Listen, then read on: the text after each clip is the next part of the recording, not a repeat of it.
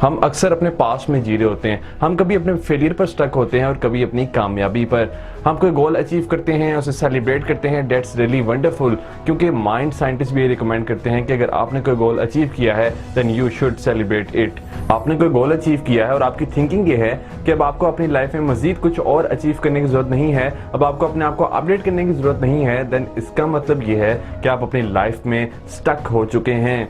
आपको अपने आप को अपडेट करना है, आपने नए गोल सेट करने हैं, आपने नए गोल्स को अचीव करना है।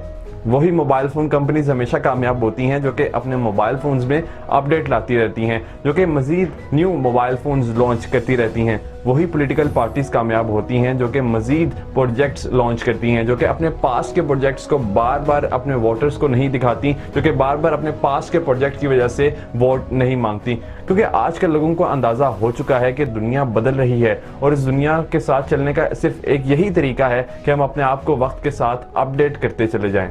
हमने जो चैंपियंस ट्रॉफी जीती है, अगर हम उसी की सेलिब्रेशन में मगन रहेंगे, नेक्स्ट चैंपियंस ट्रॉफी की तैयारी नहीं करेंगे, मजीद न्यू गोल सेट नहीं करेंगे, मजीद न्यू गोल्स को अचीव करने के लिए प्लानिंग नहीं करेंगे, तो बहुत मुश्किल हो जाएगा हमारा नेक्स्ट चैंपियंस ट्रॉफी जीतना। हमें इस बात को याद रखने की जरूरत है कि life is a journey, it is not a destination.